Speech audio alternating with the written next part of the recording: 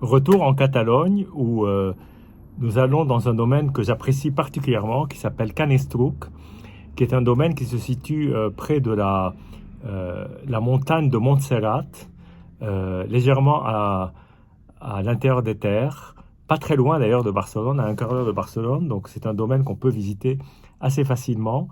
Et aujourd'hui, on va parler d'une cuvée très particulière qui est faite en méthode ancestrale.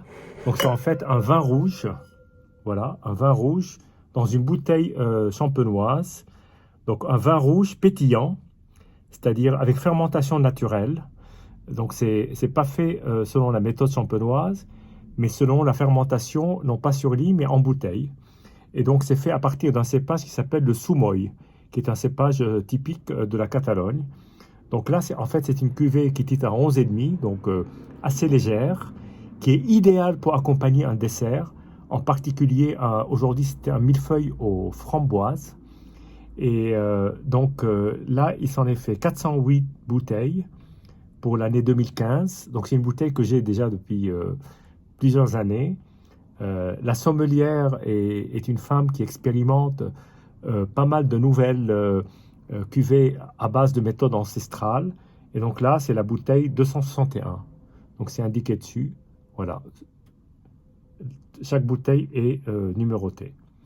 Donc voilà. Alors, on n'est pas sur un vin pétillant, mais on est quand même sur un vin pétillant, dans le sens que c'est pas le vin pétillant classique tel qu'on connaît, que ce soit un champagne ou un, un vin pétillant d'Alsace ou de Bourgogne ou de Loire. Mais là, on est voilà, sur une couleur quand même très pinot noir, qui rappelle les pinots noirs d'Alsace, avec un beau perlant et quelques bulles. Bon, il date de 2015, donc les bulles se sont un tout petit peu assagies.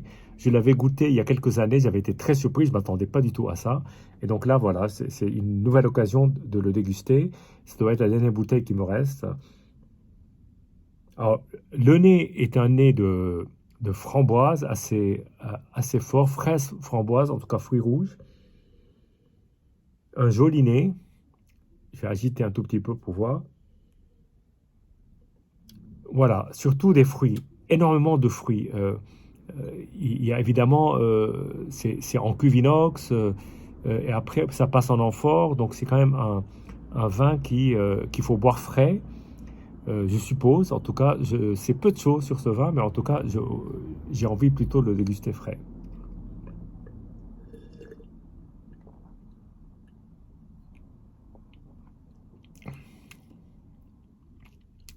Alors, en bouche, c'est d'une grande fraîcheur, bien entendu, en dehors de la température, mais les fruits sont très frais.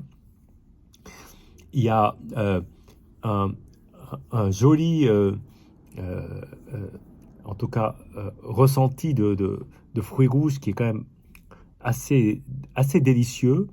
C'est presque croquant en bouche et avec un perlant extrêmement fin, qui n'est pas un perlant d'un vin nature, c'est pourtant un vin nature, hein.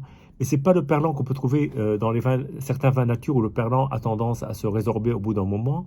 Là, on est sur un perlant assez bien assis, bien stable, et surtout qui apporte une grande fraîcheur en bouche. Pour aller avec des desserts, c'est toujours difficile de trouver des vins qui vont avec des desserts. Là, en l'occurrence, sur un millefeuille aux fruits rouges, c'est parfait, avec un petit coulis. Là, c'est en dehors du plaisir d'essence qui est effectivement de la couleur du vin, mais aussi tout le plaisir qui va avec le vin.